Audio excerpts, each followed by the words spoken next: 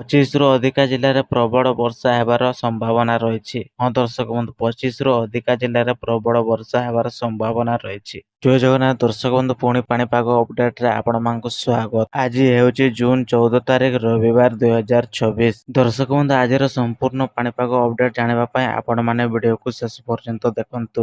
ଦର୍ଶକ ବନ୍ଧୁ, ମୋର ଅପଲୋଡ ସମୟ ହେଉଛି ସକାଳ 6ଟା। ଆପଣ ପାଣିପାଗ ଅପଡେଟ ସବୁଦିନ ଦେଖିପାରିବେ ସକାଳ 6ଟାରୁ ସନ୍ଧ୍ୟା 6ଟା ପର୍ଯ୍ୟନ୍ତ। ଆପଣ ଯଦି ଆମ ଚ୍ୟାନେଲକୁ ନୂଆ କରି ଆସିଛନ୍ତି ଆଉ ସବୁଦିନ ନୂଆ ନୂଆ ଅପଡେଟ ପାଣିପାଗ ଖବର ଜାଣିବା ପାଇଁ ଚାହୁଁଛନ୍ତି, ତାହେଲେ ସବସ୍କ୍ରାଇବ କରିକି ରଖନ୍ତୁ। ପାଖରେ ଥିବା ବେଲ ନୋଟିଫିକେସନକୁ ଅନ୍ କରନ୍ତୁ ଆଉ ଭିଡିଓକୁ ଗୋଟେ ଲାଇକ୍ କରନ୍ତୁ, ଯାହା ଫଳରେ ନୂଆ ନୂଆ ଅପଡେଟ ପାଣିପାଗ ଖବର ସର୍ବପ୍ରଥମେ ପାଇପାରିବେ। ବର୍ଷା ସମୟରେ ପବନ ବେଗ ରହିବ 50ରୁ 60 କିଲୋମିଟର ଘଣ୍ଟା ପ୍ରତି ପବନ ବେଗ।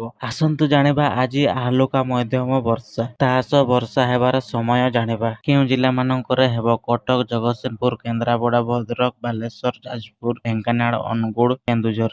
ମଧ୍ୟମ ବର୍ଷା ସମ୍ଭାବନା ଜିଲ୍ଲାଗୁଡ଼ିକ ହେଲା କଳାହାଣ୍ଡି, ନୂଆପଡ଼ା, ବଲାଙ୍ଗୀର, ବୌଦ୍ଧ, ସୋନପୁର, ନୟାଗଡ଼, ଖୋର୍ଦ୍ଧା, ପୁରୀ, ଗଞ୍ଜାମ। ଦର୍ଶକ ବନ୍ଧୁ, ଏବେ ପର୍ଯ୍ୟନ୍ତ ଯଦି ଭିଡିଓକୁ ଲାଇକ୍ କରିନାହାନ୍ତି ତାହେଲେ ଲାଇକ୍ କରନ୍ତୁ। ଆପଣଙ୍କର ବନ୍ଧୁ କିମ୍ବା ଆପଣଙ୍କର ଚାଷୀ ଭାଇ ଭଉଣୀମାନଙ୍କ ପାଖକୁ ନିହାତି ଭାବରେ ସେୟାର କରନ୍ତୁ, ଯାହାଫଳରେ ସେମାନେ ମଧ୍ୟ ନୂଆ ନୂଆ ଅପଡେଟ ପାଣିପାଗ ଖବର ସର୍ବପ୍ରଥମେ ପାଇପାରିବେ। ବର୍ତ୍ତମାନ ଜାଣିବା ପ୍ରବଳ ବର୍ଷା ହେଉଥିବା ଜିଲ୍ଲାଗୁଡ଼ିକ ହେଲା ମାଲକାନଗିରି, କୋରାପୁଟ, ରାୟଗଡ଼ା, ନବରଙ୍ଗପୁର, ଗଜପତି, କନ୍ଧମାଳ। ଆଇଏମଡି ଅନୁସାରେ ସକାଳ 9ଟାରୁ 12ଟା ମଧ୍ୟରେ କିଛି ଅଞ୍ଚଳରେ ହାଲୁକା ବର୍ଷା ହେବାର ସମ୍ଭାବନା ରହିଛି। 12ଟାରୁ ସନ୍ଧ୍ୟା 6ଟା ମଧ୍ୟରେ ବଜ୍ରପାତ ସହ ଅଧିକାଂଶ ବର୍ଷା ହେବାର ସମ୍ଭାବନା ରହିଛି। ସନ୍ଧ୍ୟା 6ଟାରୁ ରାତି 10ଟା ମଧ୍ୟରେ ଦକ୍ଷିଣ ଓଡ଼ିଶାରେ ପ୍ରବଳ ବର୍ଷା ହେବାର ସମ୍ଭାବନା ରହିଛି। ଦର୍ଶକ ବନ୍ଧୁ, ସବୁଦିନ ଆପଣମାନେ ପାଣିପାଗ ଅପଡେଟ ଖବର ଜାଣିବା ପାଇଁ ଆପଣମାନେ ସମସ୍ତେ ଭିଡିଓକୁ ଲାଇକ୍ କରନ୍ତୁ। ଆଉ ଆପଣ ଯଦି ନୂଆ କରି ଆସିଛନ୍ତି ଚ୍ୟାନେଲକୁ, ତାହେଲେ ସବସ୍କ୍ରାଇବ କରିକି ରଖନ୍ତୁ। ପାଖରେ ଥିବା ବେଲ ନୋଟିଫିକେସନକୁ ଅନ୍ କରନ୍ତୁ, ଯାହାଫଳରେ ନୂଆ ନୂଆ ଅପଡେଟ ପାଣିପାଗ ଖବର ଆପଣମାନେ ସର୍ବପ୍ରଥମେ ପାଇପାରିବେ। ଦର୍ଶକ ବନ୍ଧୁ, ଆଜିର ପାଣିପାଗ ଅପଡେଟ ଖବରଟି ଏଇଠି ସମାପ୍ତ କରୁଛି। ଆପଣ ଅପେକ୍ଷାରେ ରୁହନ୍ତୁ ନେକ୍ସଟ ପାଣିପାଗ ଅପଡେଟ ଖବର ପାଇଁ।